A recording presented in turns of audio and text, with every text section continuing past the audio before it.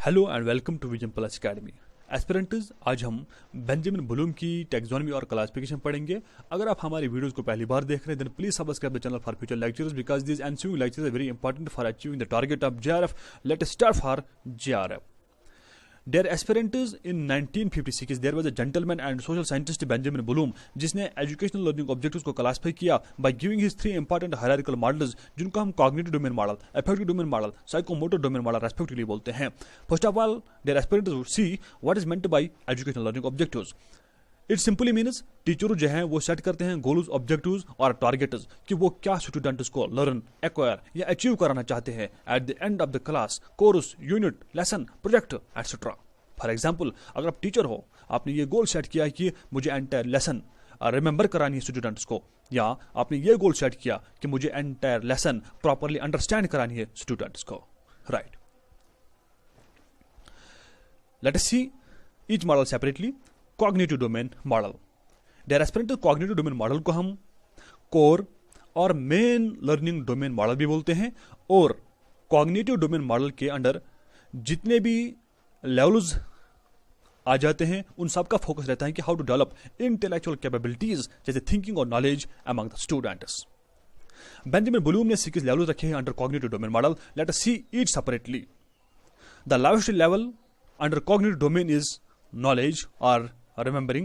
The highest level under cognitive domain is evaluation. Knowledge simply means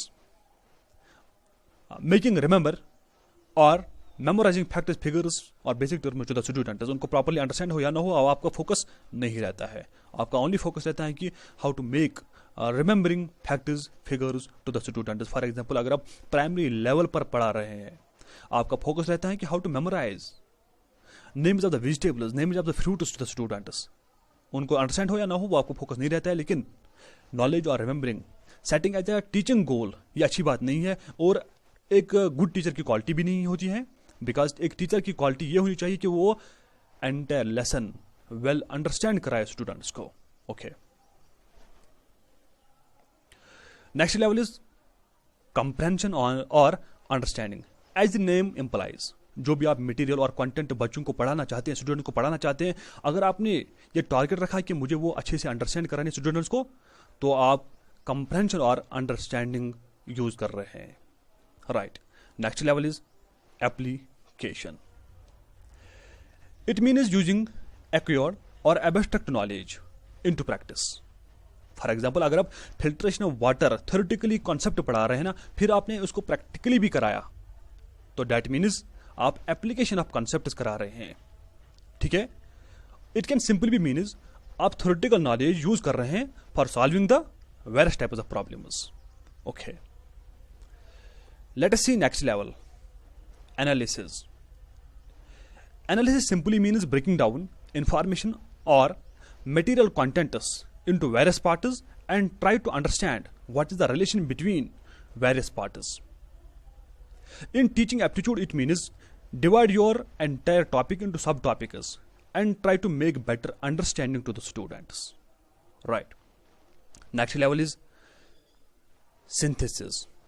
It is just the opposite of analysis. It means making whole or full object by combining various parts. In teaching aptitude, it means कि जब teacher various topics पढ़ाते हैं students को, तो students हर एक topic में से कुछ ना कुछ मटेरियल निकाल कर एक यूनिक इंफॉर्मेशन और कम्युनिकेशन क्रिएट करते हैं। बिकॉज आपने स्टूडेंट्स एनेबल किया है कि उनकी जो मेमोराइजिंग का फैक्ट्स, फिगर्स हैं वो भी अच्छी हैं और उनको वेल अंडरस्टैंडिंग भी है। दैट इज वाई वो हर एक टॉपिक में से कुछ इंफॉर्मेशन निकाल कर एक यूनिक कम्युनिकेशन डेवलप कर रहे हैं। इसका ये भी मतलब होता है कि plan production in the teaching aptitude, yeah, it also means setting ideal or abstract relations between various concepts, various objectives, and determine what is the relation between these parts are, right. And next level, the highest level of teaching is evaluation. It simply means teacher का गोल अगर यह है कि वो जो material और content और lesson और यूनिट स्टूडेंट्स को पढ़ाएगा, और स्टूडेंट से ही इस इंफॉर्मेशन को या इस यूनिट को एग्जामिनेशन, एवाल्युएशन, क्रॉस चेकिंग और वैलिडिटी प्रूफिंग भी कराएगा कि जो भी उस टीचर ने पढ़ाया है उस इंफॉर्मेशन में कहाँ पे फलाज हैं, कहाँ पे इन एडुकेसीज हैं और कहाँ पे इंफॉर्मेशन मोल्ड करने की ज़रूरत है। डैट मीन्स यहाँ पे आप स्टूडेंट्स को हाईएस्ट लेवल ऑफ अंडरस्टैंडिंग करा रहे हैं और एज ए टीचर आपका गोल रहना चाहिए evaluation. It is the quality of good teacher and you must become a good teacher and your teaching goal must be evaluation, right? Dear aspirants, in 2001 Bloom's taxonomy was revised by Lauren Anderson and David Krathwohl. You know what? They deleted synthesis among the 6 levels and added creation the 6th level, right? This is very important point कि अब हम next model को study करेंगे, that is affective domain model. Let us see affective domain model. This model deals with students' participation in the learning process plus attitudes and motivation of the students. It also deals with how students assign values to the material or content they learned. Actually, affective domain model states कि students को actively participate कराना चाहिए learning process में। Affective domain model have 5 levels or 5 stages that are receiving, responding, valuing, organizing, and characterization. Let us see each separately. Receiving. It is the lowest level of teaching because students transponder और receiver की तरह information को receive करते हैं without any saying, without any change, without any manipulation. It simply means student participation in learning process is very less and passive in nature, right? Let us see next level, that is responding. It is the best quality of a good teacher because वो students को actively participate करा रहा है in the teaching learning process में। That means teacher encourages the students to react, to ask questions, doubts, to manipulate information, etc. That means students यहाँ पे receiver की तरह काम नहीं करते हैं because वो रिएक्ट करते हैं in the same way as the teacher does, right?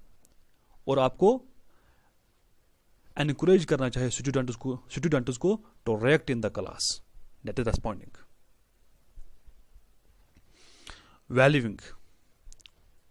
It means attaining or giving some values to the knowledge, to the information, to the material, content, etc. given by the teacher to the students. यानी कि students यहाँ पे कुछ value देते हैं knowledge को जो teacher पढ़ाता है।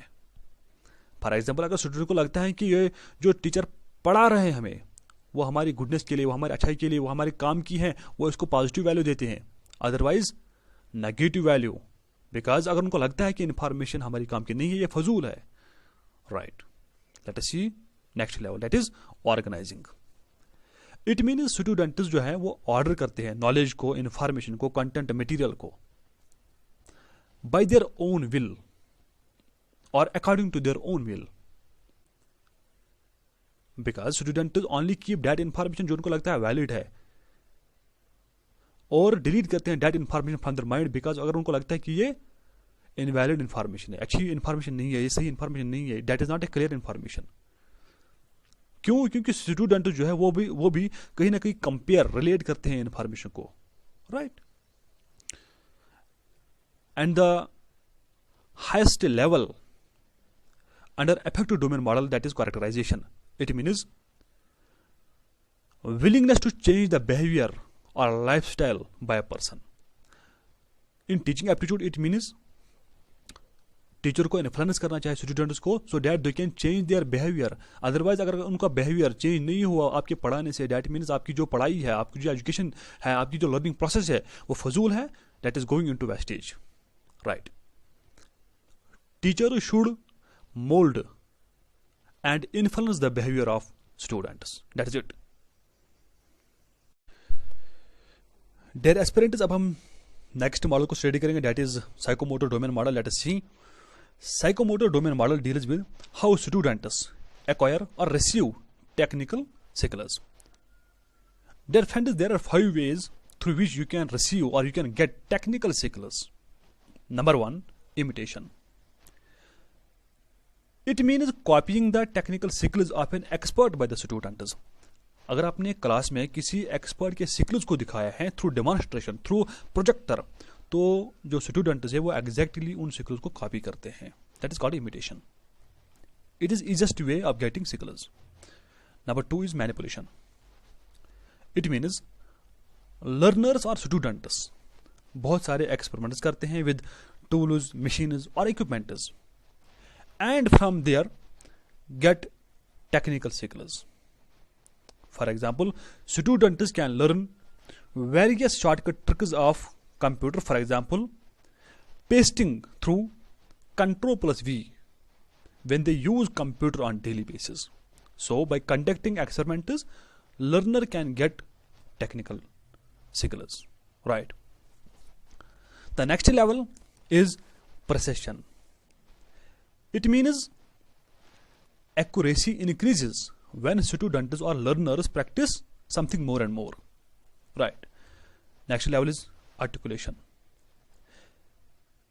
Articulation simply means effectiveness and efficiency of some experiment or conduct increases by practicing more. Right. And what is meant by naturalization? The last stage of psychomotor domain model. Naturalization in simple words means skills get internalized into the human mind, into the learner's mind or student's mind when they practice more. For example, जब आप किसी चीज़ की practice बहुत ज़्यादा करते हो तो इस चीज़ से जो टेक्निकल स्किल्स जो मिलते हैं आपको वो परमानेंटली स्टोर और इनग्रेन हो जाते हैं आपके माइंड में. होप आपको ये वीडियो अच्छा लगा होगा. अगर अच्छा लगा then please subscribe and like the video. Thank you.